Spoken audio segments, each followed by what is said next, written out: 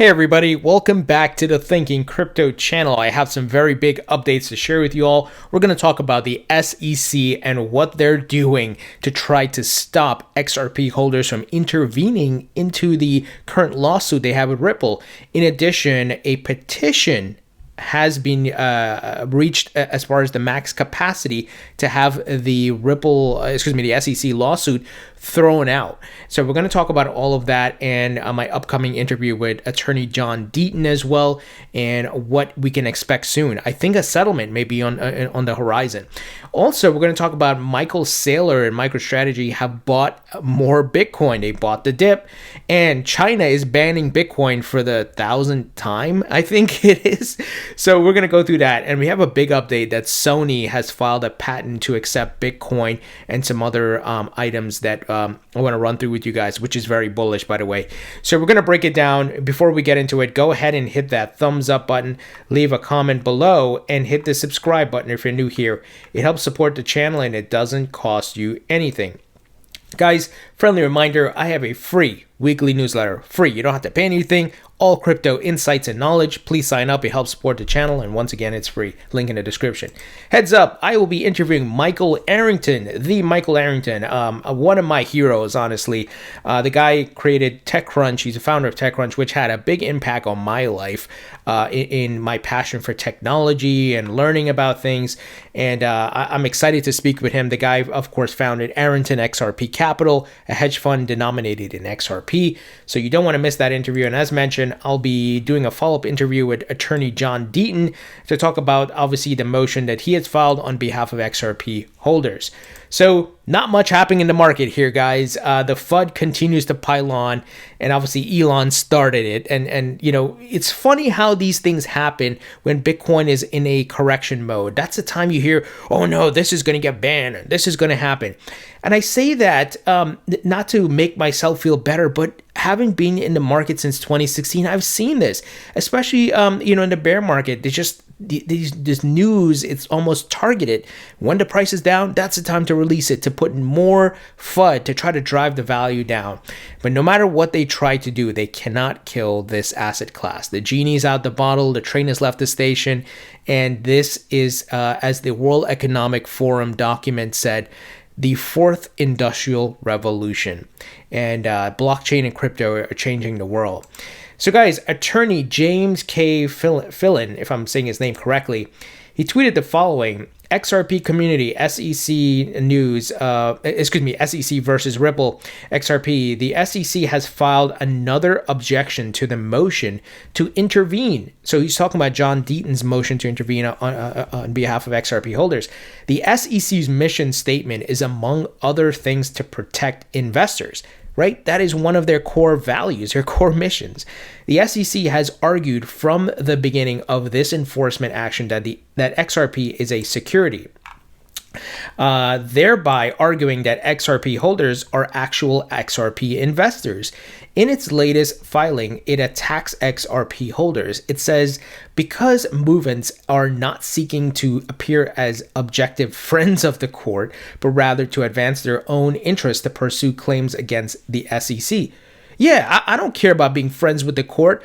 The SEC caused me to lose money as an XRP holder, along with millions of other XRP holders, because of this BS lawsuit.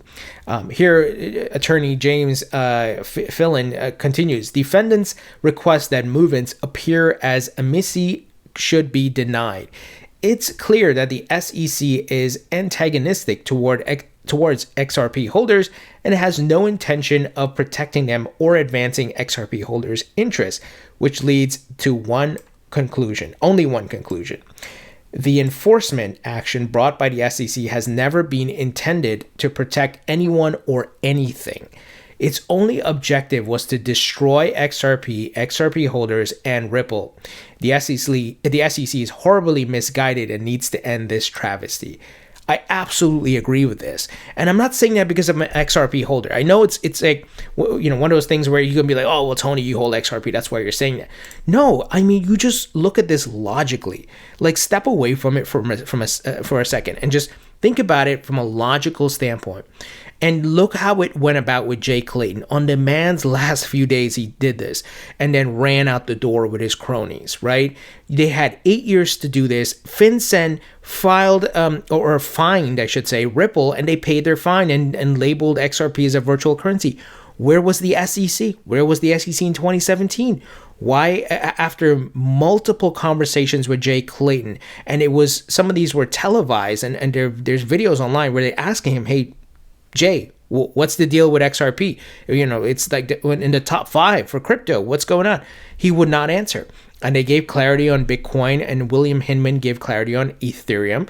Well, what about XRP and the rest of the market? And then he files this bogus lawsuit on his way out the door. So when you look at all these details and you couple all this together, right, you just see just some blatant, weird, I think, conflict of interest move by Jay Clayton here. And look, Gary Gensler is in here and he has to pick up the pieces. My hope is that he will see all the negative press the SEC is getting and that they are now fighting against XRP holders.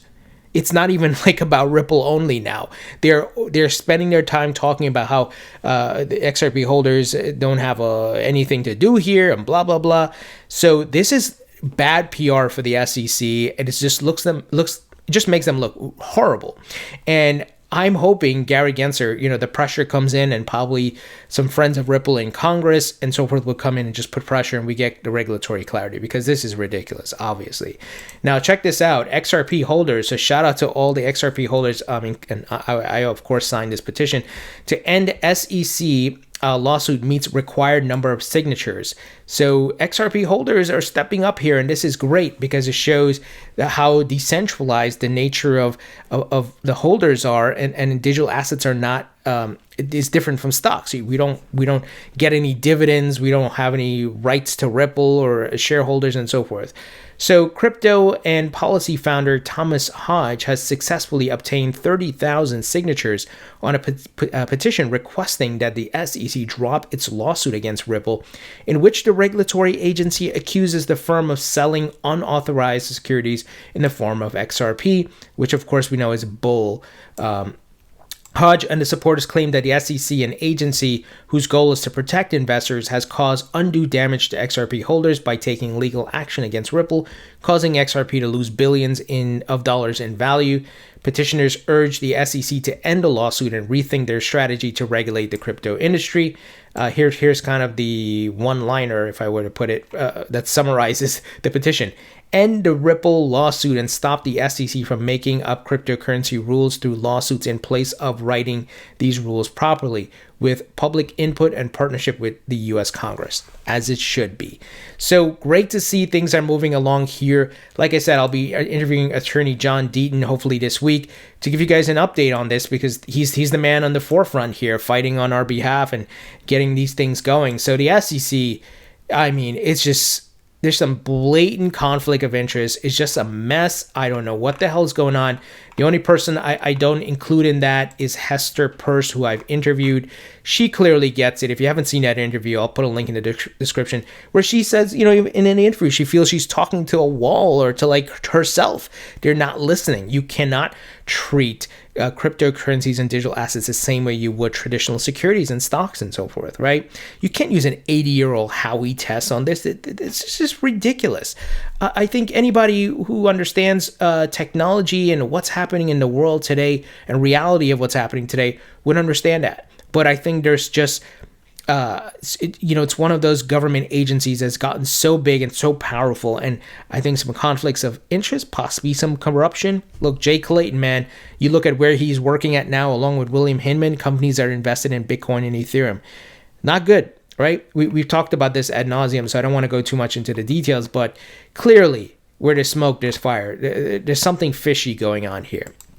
Now, Michael Saylor, the biggest Bitcoin bull ever, he tweeted today, MicroStrategy has purchased an additional 229 Bitcoins for $10 million in cash at an average price of around $43,663 per Bitcoin. As of May 18th, 2021, we hodl approximately 92,079 Bitcoins, acquired for approximately $2.251 billion at an average price of $24,450 per Bitcoin. So the man continues to put his money where his mouth is, and they are buying the dip. I've been buying the dip, not financial advice. Obviously, don't invest more than you're willing to lose here because the market's very volatile, as we can see. But as we've been talking about, we're only halfway through the bull run. There's more to go here. And we see the FUD is coming out at the right time. Well, for the people who want, the price to go down. China reiterates crypto bans from 2013 and 2017. China has been banning Bitcoin since I've been in the market. And I remember this FUD in 2017. It was scary because it was the first time I came across it. And it's like, wow. But then you realize, okay, they're still allowing Bitcoin mining in the country. Oh, I see. And there's still people who can hold Bitcoin, but they just don't want the transacting of it. Maybe they don't want it to compete with their fiat currency, right? So this is BS if you see this headline. Those of you who are new, welcome to the crypto market and the 1,000th time that China is trying to ban Bitcoin and crypto. So nothing much here. I just want to give context to that. But check this big news out, guys. Sony, obviously one of the well-known brands and biggest companies in the world, Sony files patent for betting service that could accept Bitcoin or in-game items. This is very interesting, and it shows the move to a digital economy, right? So bets placed, let me pull it up here. Bets placed could seemingly come in many forms, with the patent mentioning that wagers may be pecuniary. I don't know what that word is. It's one of those days. Example, money or Bitcoin, or may be non-pecuniary. Example, game assets, digital rights, and virtual currency. That implies that you could earn and then bet in-game currency or even in-game items using the system. It's also possible that wagering digital rights could point to bets using NFTs, non-fungible tokens, in games. Guys, this is the future, and we see the infrastructure being built, and you have companies like this that are mentioning and what their plans are in their patent filings. That's very bullish in my opinion. Now, check this out. US FDIC seeks insight on banks' role in cryptocurrency markets. The FDIC issued a public request for public input to get more information on the industry and customers' interest in the market. So, as I've been saying for years, we need assurance, insurance, security in the crypto market for big money to come in. One of the things that allows people to trust banking institutions is that they're FDIC insured, right? And I think the FDIC is now looking into insuring cryptocurrency and the banks that are going to be holding it, because now you have digital banks, right? We saw what the OCC gave the green light for many of these companies to become crypto banks and digital banks. But now the traditional banking world, like your JP Morgan, your BNY Mellon, are now looking to custody crypto and offer crypto trading. So they need to insure that as well. See what's happening here? I hope your thinking cap is on. This is big. It's not the most sexiest headlines, not the price boosting, but this is an infrastructure item that is so crucial for the growth of the asset class, and that will usher in more money. You have the FDIC insurance stamp on some of these banks for crypto. You're going to see floodgates open up, right? Finally here, this is some interesting news. So Carl Quintanilla, if I'm saying his name right, from CNBC, he's one of those anchors. This is interesting. Shares of Ethan Allen, so the retail store, have surged more than 50% this year to date and are up nearly 200% over the past year, potentially due in part to trader confusion over the ticker symbol it shares with cryptocurrency ETH. So wouldn't that be funny? People think they're investing in Ethereum and they are instead investing in Ethan Allen. I don't know, man. I mean, it's just a theory here, but that is pretty crazy of what's happening and how the crypto market is growing so much. It's becoming a bit blurred on some of these ticker symbols as to what's what, right? So good news in an indirect way, if that makes sense. So guys, what do you think? The SEC on their bullshit again, and I'm hoping this bad publicity will force the hand of Gary Gensler, if not Congress, just come in and get this lawsuit out, and we get regulatory clarity for Ripple and XRP and the rest of the crypto market. Leave your thoughts and comments below. Hit the thumbs up button. Don't forget to turn on the notification bell. Interview with Michael Arrington this week. John Deaton as well. You don't want to miss those. And I'll talk to you all later.